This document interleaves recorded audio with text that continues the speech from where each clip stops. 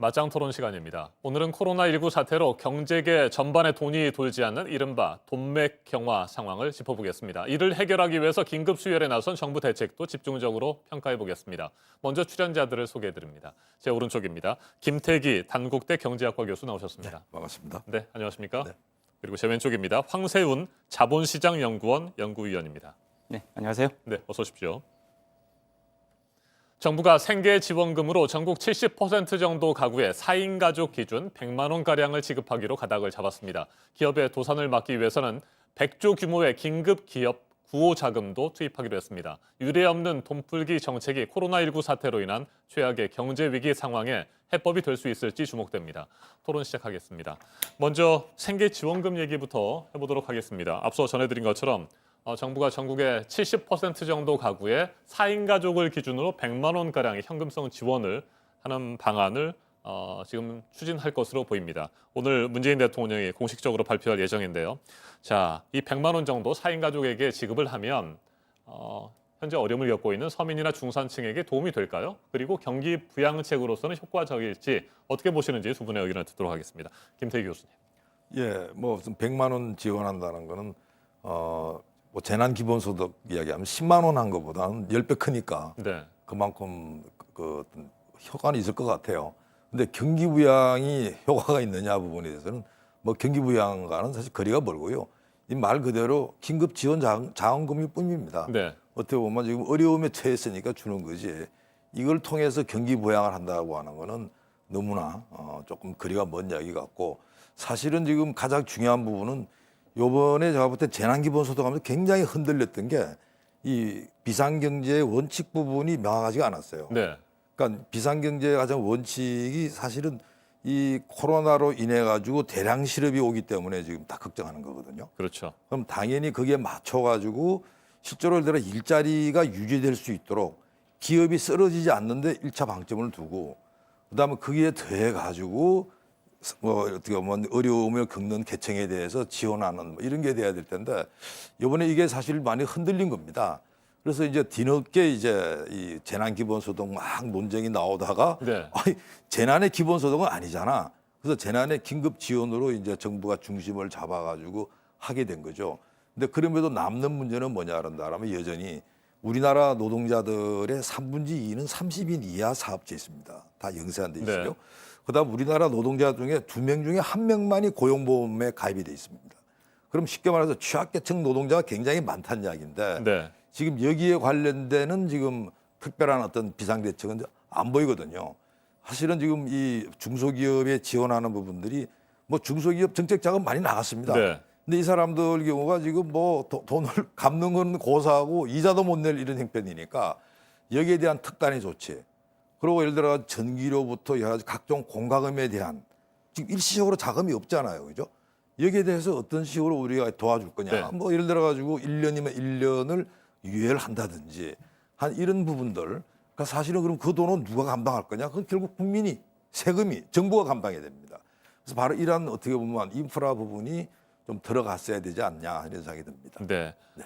실제로 코로나19 사태로 경기 침체가 이미 시작이 됐고요. 아, 그럼요. 이로 인해서 그럼요. 말씀하신 것처럼 대량 실업 사태도 네. 우려가 되는 상황입니다. 네네. 그래서 정부는 도산을 막기 위해서 기업 긴급 구호 자금 네. 100조 원을 지금 투입하기로 했었으니까요. 네. 이 부분에 대해서는 잠시 후에 좀 더 구체적으로 살펴보도록 그러시죠. 하고요. 네. 네. 앞서 제가 질문을 드렸던 생계지원금과 관련해서 한 가지 더 질문을 좀 드린다면, 제가 돈맥 경화라고 말씀을 드렸습니다. 네. 후반부에. 돈이 돌지 않는다는 거잖아요. 네. 네. 이 같은 상황에서 뭐 4인 가족 기준으로 100만 원을 지급을 하게 되면 네. 이게 현금은 아니고 현금성 지원이기 때문에 뭐 상품권이라든지 네. 이런 네. 것들을 사용을 해야 되잖아요. 네. 네. 그러면 지금 현재 소비가 크게 뭐 감소한 상태인데 네. 이 상품권 등을 사용하게 되면 네. 돈이 좀 돌지 않겠느냐, 이런 차원에서 질문을 드린 건데 이 부분 어떻게 보십니까? 그러니까 부분적으로 도움이 될 네. 거예요. 그러니까 예를 들어 지역화폐 같은 경우 대표적인 경우인데요. 또 3개월 내에 써야 돼요. 그러니까 막 쓰기 때문에 그때는 반짝 쓰는 것 같은데, 그걸 통해 가지고 막 소비가 진작이 돼서 경기가 부양한다는 네. 거는 아니고요. 사실은 더 힘든 거는 사람들이 지금 세금을 내야 되는데 세금 낼 돈이 없어요. 현금을 주면 그 세금 낼 수 있거든요. 그러니까 예를 들어 이런 류 부분으로 실질적인 도움을 줘야지, 이걸 예를 들어 가지고 뭐 100만 원씩 주니까 경기 부양이 되니까 이런 부분들은 제가 볼 때는 지금 이 상황을 잘 못 읽고 있다. 진짜 필요로 한 거는 내가 쓸 돈이 지금 굉장히 부족한 거예요. 네. 그 돈에 긴급하게 쓰면 그 사람들이 고마운 거지. 이 돈은 반드시 예를 들어 가지고 지역에서 뭘 물건을 사야 아하. 된다든지 이건 제가 볼 때는 조금 너무 나갔다 이런 생각이 듭니다. 네. 단기적인 효과는 있을 수 있는데 그렇죠, 실제로 그렇죠. 현금을 받는다면 자기가 필요한 부분에 쓸 수 있는데 그게 아니고 상품권이기 그렇습니다. 때문에 예, 예. 또 사용하는데도 여러 가지 한계가 있을 수밖에 없다 이런 말씀이신 것 같습니다. 대부분 뭐 공감을 못 네. 내가지고 쩔쩔매니까요. 알겠습니다. 예, 예. 뭐 그런 게 네. 좀 큽니다. 네. 황세훈 연구위원께서는 생계 지원금에 대해서 어떻게 평가하시는지요? 일단 소비 진작 효과에 있어서는 어느 정도 효과를 거둘 것으로 예상을 하고 있습니다. 투 트랙으로 조금 접근할 필요성이 있거든요. 정부 정책은 첫 번째는 기업의 도산을 막는 거죠. 그래서 여러 가지 방안들, 시장 안정화 조치들이 지금 발표가 된 것이고요. 네. 그리고 기업을 도산을 막는 것만으로 끝나서는 조금 곤란하고요. 기업들이 계속해서 매출을 일으킬 수 있도록 이게 가장 근본적인 기업 도산을 막는 방법이긴 하거든요. 그런데 지금 현재 많은 분들이 지금 이제 실직의 위기에 처해 있고요. 그렇게 되면 소비에 충분한 재원을 확보하지 못할 가능성이 높습니다. 그렇기 때문에 정부의 입장에서는 실탄을 지급을 해서 실질적으로 소비에 연결시킬 수 있도록 결국 이것이 기업의 도산까지를 막을 수 있는 방법이기 때문에 이러한 방법을 쓴다고 봐야겠죠. 지금 이번 이제 지원금의 규모가 약 네. 8조에서 9조 원 정도 지금 될 것으로 예상이 되거든요. 그렇다면 우리나라 지금 1년 GDP 규모가 2천조 원 정도 됩니다. 2천조 원의 0.5% 정도 되는 것이거든요. 따라서 그리고 이거는 현금이 아니라 현금성 지원입니다. 단시간 내에 반드시 이제 소비로 연결될 수 있도록 지금 유도하기 위한 장치들이 갖춰져 있기 때문에 소비가 지금 지나치게 위축됨으로써 기업의 부담이 가고 있는 이 부분을 일정 부분 완화해 주는 데는 분명히 효과가 있을 걸로 기대하고 있습니다. 네. 당초 기재부는 중위소득 100% 수준의 가구에만 지원을 하기로 하지 않았습니까? 100% 네네. 이하가 되겠죠? 네네. 그랬는데 이걸 이제 150%로 늘리는 것이 어제 열린 고위 당정청 협의회 조율 결과입니다. 이렇게 늘어난 부분에 대해서는 어떻게 생각하세요? 범위는 폭넓게 가져가는 것이 네. 더 합리적인 선택이라고 볼 수가 있습니다. OECD 외국의 이제 국제기구 같은 데서도 150% 정도가 적정하다라는 권고안들을 내리고 있거든요. 따라서 이러한 부분을 감안을 할 때 가급적이면 폭넓게 지원금을 지급하는 것이 현재 있어서 가장 중요한 부분 소비를 적극적으로 진작시키는 부분이거든요. 네. 그렇기 때문에 오히려 범위는 좀 폭넓게 가져가는 것이 합리적인 선택이라고 볼 수 있습니다. 네.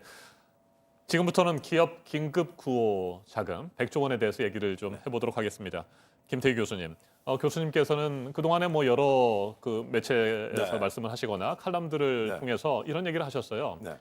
이 100조 원의 긴급 구호 자금이 네. 지원된다고 한다면 자칫 잘못할 경우에 네. 정부 지원에만 매달리는 좀비 기업을 더 양산할 수 네. 있다. 이런 말씀이신데 네. 이건 왜 그렇습니까? 그러니까 사실은 뭐 이 회사채 이런 발행할 정도의 어떤 신용도 안 되는 회사들 이런 회사들 막 살리다 보게 되면 이제 이게 어떻게 보면 생명만 연장하는 거죠. 그래서 네. 우리가 좀비 기업이라고 하는 거고요.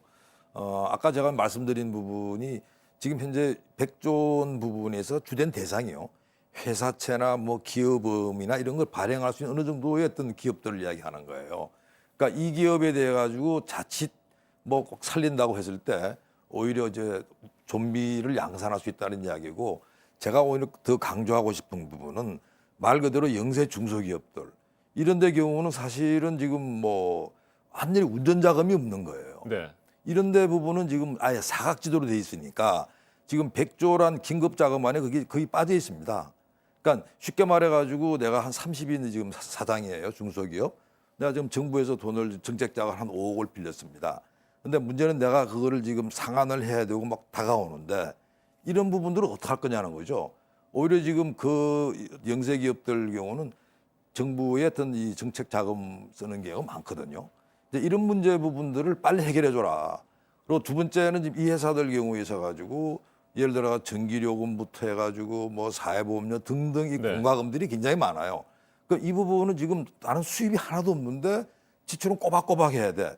그걸 안 하게 되면 차압 들어옵니다. 그러니까 이런 문제를 어떻게 해결할 거냐. 그래서 사실은 이제 이 100조라고 하는 부분이 있어가지고 어떻게 보면 배분을 하는데 우선은 너무 회사채, 기업음 해가지고 이 금융시장 안정 쪽에 역점을 둔 부분이고 이 금융시장 안정화 부분은 사실은 한국은행이 많은 역할을 했어야 된다는 겁니다. 네. 그다음 반면에 들어가지고 금융 취약계층 아까 말씀드린 이 중소기업 이런 부분에 대한 정부가 많이 떠안아야 되는데 이런 쪽 부분은 정책 자금 부분을 더 과감하게 좀 투입을 해가지고 예를 들어가지고 부실 자산 안 넣을 건 않는 각오를 하고 그다음에 전기요금 인하를 해주는 효과가 있는 거 아니겠습니까? 결과적으로. 그럼 거기에 대한 부담 부분을 국민들 세금으로 감당해주는 뭐 이러한 조치들이 필요하지 않을까. 그래서 제가 볼 때는 이 100조 긴급 자금 부분이 있어가지고 너무 이거를 지금 단순화시켰다. 우리나라의 어떤 산업과 이 고용 구조 부분과는 썩 맞지 않는 이야기고 예를 들어가지고 우리가 외환위기 때 우리가 굉장히 실수한 부분들이 뭐냐 그런다면 IMF의 눈에서 비춰진 한국 경제를 진단한 겁니다. 그러다 보니까 예를 들어가지고 아주 멀쩡한 회사가 네. 일시적인 자금 부족인데 막 쓰러진 일들이 많았거든요. 그래서 이번에는 이런 거 막아야 된다. 뭐 이런 뜻입니다. 네. 네. 멀쩡한 회사가 네. 도산하는 일이 없도록 하는 것은 바람직하다라고 생각하시는 당연하죠. 거죠? 자, 그런데 무조건 막아야 됩니다. 네, 그건 앞서 말씀하신 틀리지 대로 않게. 네. 좀비 기업의 경우에는 자체 경쟁력이 없기 네, 때문에 네. 오히려 뭐 스스로 퇴화하거나 네. 문을 닫는 것도 필요하다 이런 말씀이신 그렇습니다. 겁니까? 그건 어쩔 수 없이 그까지 다 감당한다 그런다면 사실 우리가 좀비 기업을 살리려는 말이죠. 돈은 얼마 없는데 네. 사실 우량한 기업들은 살 수가 없어요. 이른바 기업 생태계에서 좀비 기업이 많아지면 예를 들어가지고 앞으로 쓸만한 기업들은 다 시름시름해가지고 크지는 못하기 때문에 그래서 아까 우리가 이게 지원하는 데 있어가지고도 분명한 원칙이 있어야 된다 이런 뜻입니다. 알겠습니다.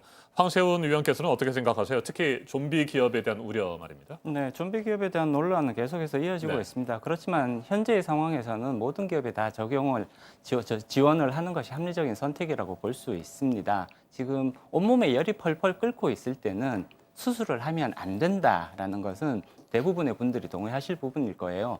몸이 안 좋은 상태에서 아픈 상태에서 예를 들어서 구조조정까지 진행이 되게 되면 구조조정으로부터 발생하는 충격 내지는 피해는 훨씬 더 커질 수 있습니다. 경제적 비용이 그만큼 증가한다는 의미거든요. 그렇기 때문에 열이 펄펄 끓을 때는 일단은 열을 내려놓고 체질을 조금 그래도 좀 건강하게 바꿔놓은 다음에 본격적으로 구조조정을 하는 것이 오히려 더 합리적인 선택이라고 볼 수가 있거든요.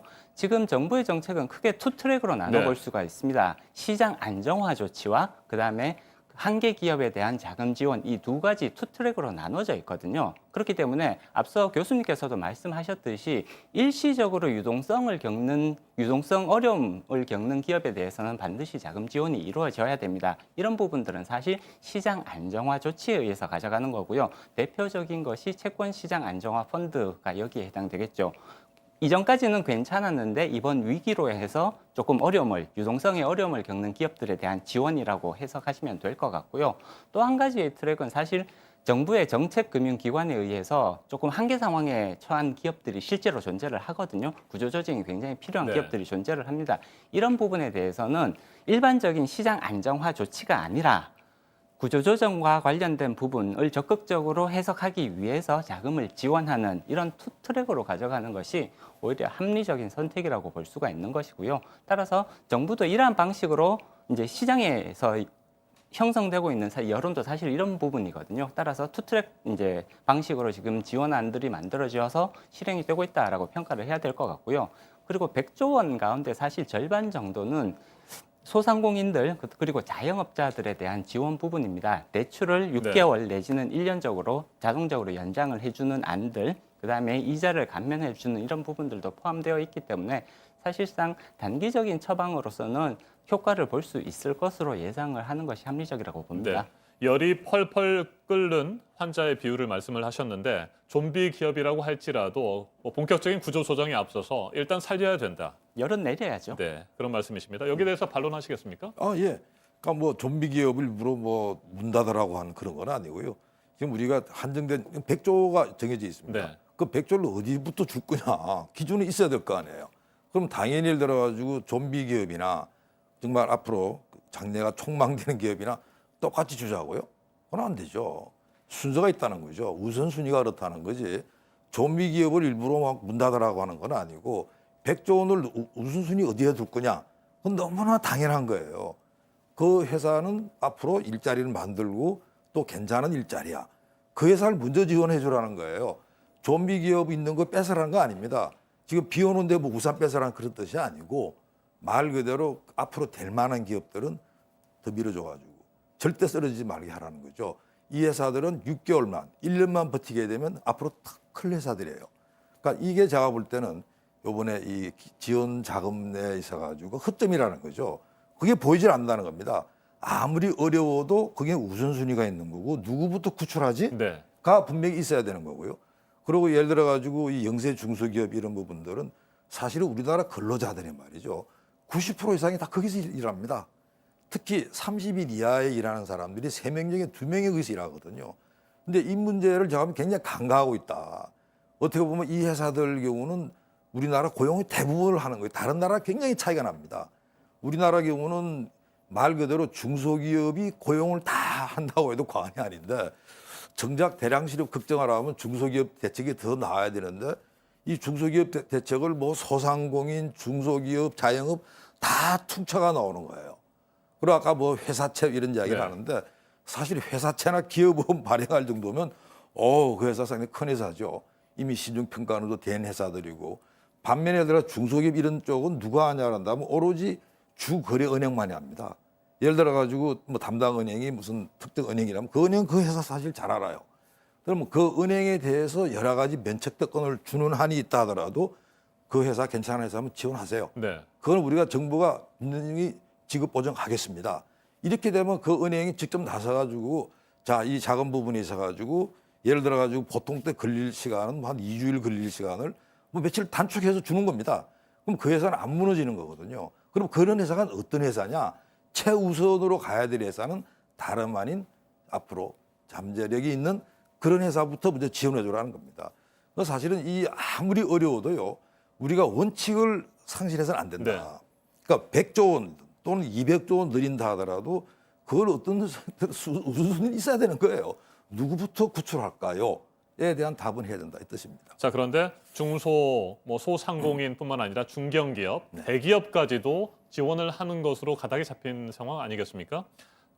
대기업의 경우에 일정한 기준이 좀 필요할 것 같아요. 자체적으로 자구 노력들도 적극적으로 펴는 모습도 보여야 될 것 같고요. 어떻게 보십니까? 물론입니다. 일단 네. 자구 노력을 전제로 한 자금 지원은 반드시 필요하다라고 볼 수가 있습니다. 그리고 대기업도 획일적으로 이제 대기업이라고 구분을 하는 것보다는 대기업 중에서도 앞서 이제 교수님께서 말씀하셨듯이 이전까지 경영 상태가 괜찮았던 대기업들이 있고요. 반대로 이미 굉장히 어려움을 겪고 있었던 대기업들이 네. 있습니다. 이 투 트랙으로 나누어서 이전까지 괜찮았던 기업들에 대해서는 안정화 조치 성격으로서 자금을 지원하는 유동성 공급만 해주면 일시적인 어려움이 지나고 나면 이런 대기업들은 다시 정상화될 수 있거든요. 따라서 이전까지 괜찮았던 대기업들에 대해서는 유동성 자금을 지원하는 쪽으로 집중할 필요성이 있을 것 같고요.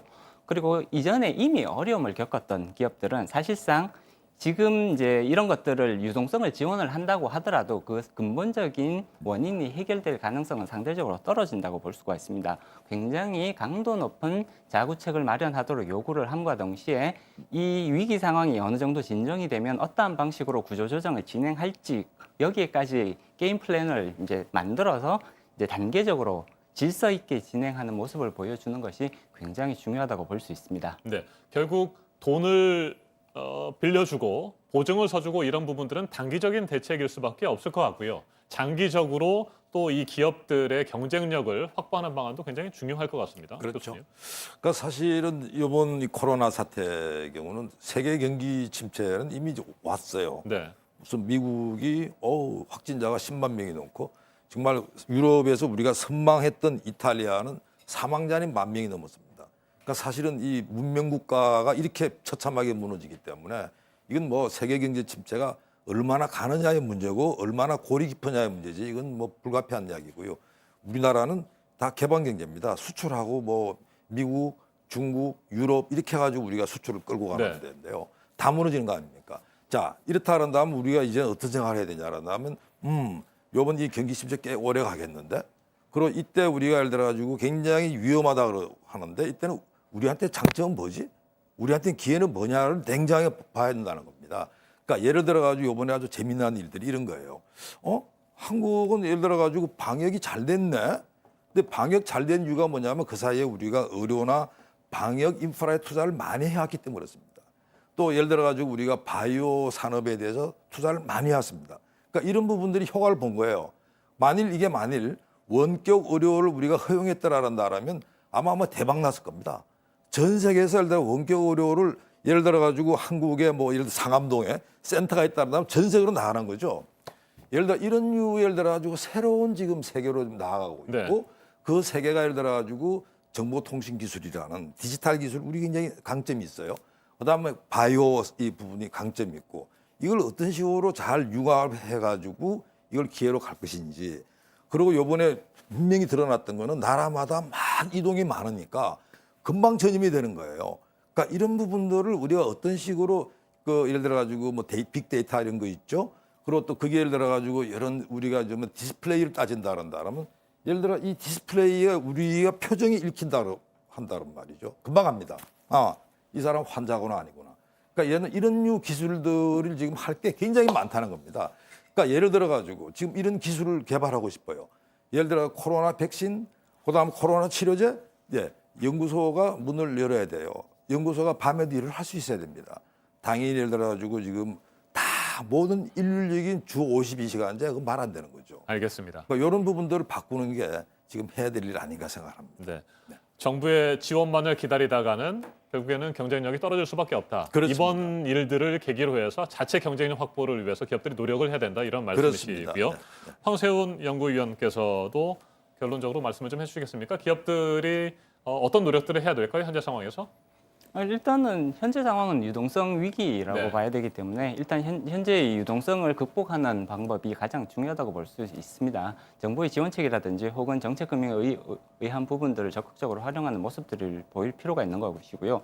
그리고 사실은 이번 위기 상황은 이전에 97년의 위기나 혹은 2008년의 글로벌 금융 위기에 비해서 그 종료 시점이 비교적 뚜렷하다고 볼 수가 있습니다. 백신의 개발 시점이 사실은 이번 위기의 종료 시점이라고 볼 수가 있거든요. 그렇기 때문에 조금 이런 부분들을 감안을 해서 사실 심리적인 측면도 굉장히 중요하다고 볼 수가 있습니다. 모든 경제 주체 그리고 모든 기업 하시는 분들이 이런 그 백신의 개발이라는 것이 사실은 언젠가는 이루어질 수 있고 좀 빠르게는 올해 안으로도 충분히 이루어질 수 있다라는 점을 감안을 해서 이때까지 어려움들을 유동성을 해결하는 그런 모습들을 보이는 것이 중요하고요. 그리고 장기적으로 봤을 때는 사실 코로나는 우리 사회에 굉장히 큰 변화를 가지고 오게 되는 계기가 되지 않을까 그렇게 예상해 볼 수가 있는 것이고요. 코로나로 인해서 지금 비대면 방식에 의한 서비스 제공이라든지 원격 진료와 말씀해 주셨듯이 원격 네. 진료와 관련된 이런 부분들 적극적으로 새로운 서비스 영역을 찾아내려는 그런 노력들은 굉장히 중요하다고 평가해 볼 수가 있습니다. 알겠습니다. 대량 실업에 대한 얘기는 오늘 자세하게 나누지 못했는데 다음에 기회가 되면 다시 한번 모셔서 말씀을 듣도록 하겠습니다. 정부의 기업 긴급 구호 자금이 정상적으로 열심히 일하고 있는 우리 기업들의 도산을 막는데 또 그리고 대량 실업을 막는데 큰 효과를 발휘할 수 있기를 기대해 보도록 하겠습니다. 오늘 맞짱 토론 여기에서 마무리하도록 하겠습니다. 김태기 단국대 경제학과 교수, 황세훈 자본시장연구원 연구위원과 함께했습니다. 두 분 토론 잘 들었습니다. 감사합니다. 고맙습니다. 감사합니다.